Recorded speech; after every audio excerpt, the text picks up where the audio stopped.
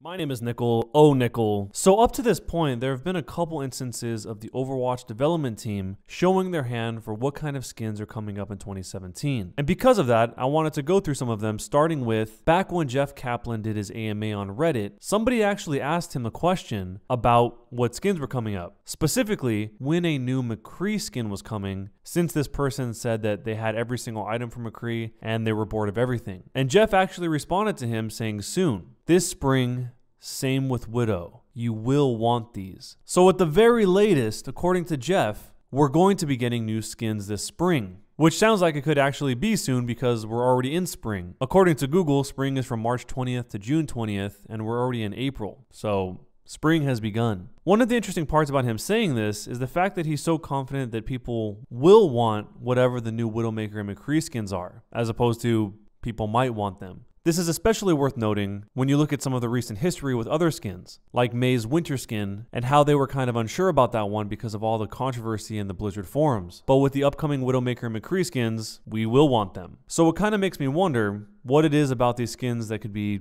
so good. I pretty much like the majority of all the legendary skins, so I think the people that are going to be the most critical about whatever these skins are probably the same group of people that were complaining about the May skin, and the fact that when she became the ice block, that was the only difference and that wasn't enough. A lot of really enthusiastic ideas came from people that wanted Widowmaker and McCree to get new skins, even some ideas that were crossing over other Blizzard franchises, like a Nova skin for Widowmaker and a Raynor skin for McCree, which I don't really see that happening, because it seems like Blizzard wants the crossover game to be Heroes of the Storm and not necessarily Overwatch at this point. One McCree skin idea that's based on another franchise but is kind of cool to look at regardless was done by Grim Sugar Prime, who has McCree as Woody. An artist named Soren Kalla put Widowmaker in a suit. Mike McSpooky, who made a Metalhead Roadhog, which does look pretty metal. An artist named Infernal Guard designed a vampire skin for Tracer, probably for later on in the year, but this design even included several of the color variations that could be possible. Trevor Verga's art had a really interesting idea for a barn owl skin that Anna Amari would have. He started it off with the page of silhouettes and exploration, then moved on to a value and color study, and eventually ended up with the barn owl final concept. Toxie created a skin idea for Genji that I've actually heard a couple people talk about before, something that people wanted to see, but I've never actually seen anyone bring it to life before, and that is a magician skin for Genji. One where he would hold cards in his sleeve in place of the shurikens and a cane for his ult. And the way this design is laid out is actually pretty interesting because it has the corresponding ability symbol linked to each part of the design, so it makes it pretty clear what everything does. And finally, Dude Lore designed a Punk Rat skin for Junkrat. All of these artists will be linked down below in the description so you can check out more of their work. And if you are an artist and like to have your concept art featured, check out the Underwatch link in the description. So there's actually another instance where Jeff confirmed some upcoming skins. A few days ago, in a thread called "For Whom Do You Want a New Skin?", the original poster said he just wanted to know which hero the community wants a new skin for the most. And so he created a straw poll so people could vote on which character they want a skin for the most. He also mentions that he likes McCree a lot and he hopes that McCree gets one. And on the second page of this thread, all Jeff said was, "It's going to be a good year for skins, ... Which is an oddly cryptic response, but at least it's a very hopeful one.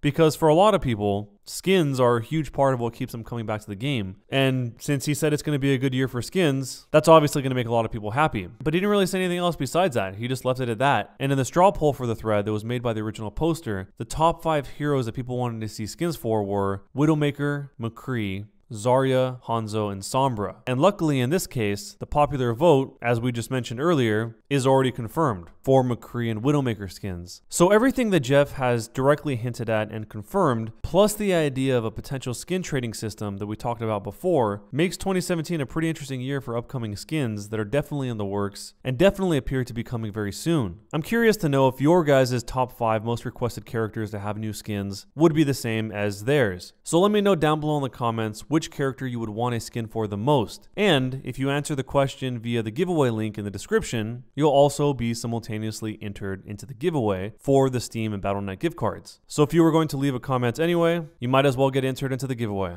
This next story is about a statue that Blizzard is releasing for Widowmaker. It looks like it's incredibly high quality and the price matches that. It's $150. In the past, they did one of these for a Reaper and one for Tracer, but the Tracer one is currently unavailable. And unlike some of the other Overwatch pieces of merchandise, these are actually designed and produced directly by Blizzard. So before I talk about it more, here's a quick clip of the new Widowmaker statue so you can see how they present it. When I was a girl, I had a fear of spiders.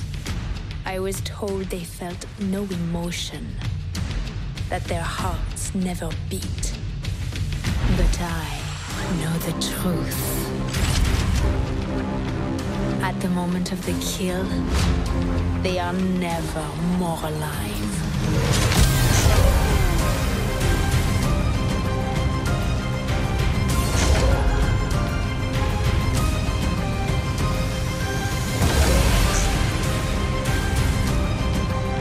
I am in position.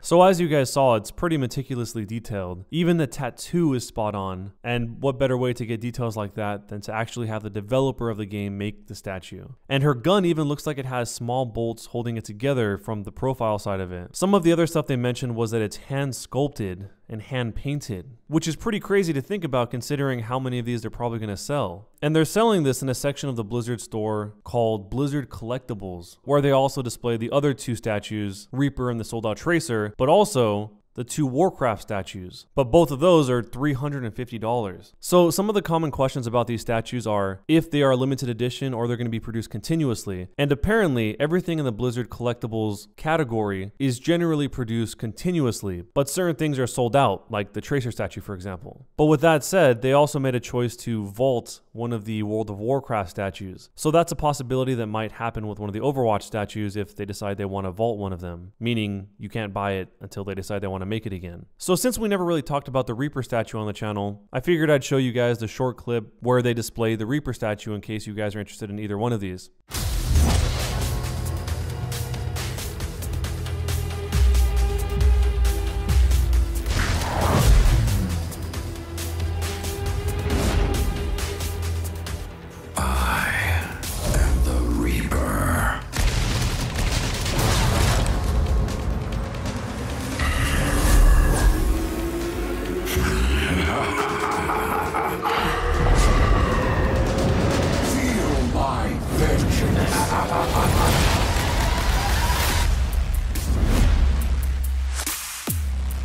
What are you looking at? Death comes for all.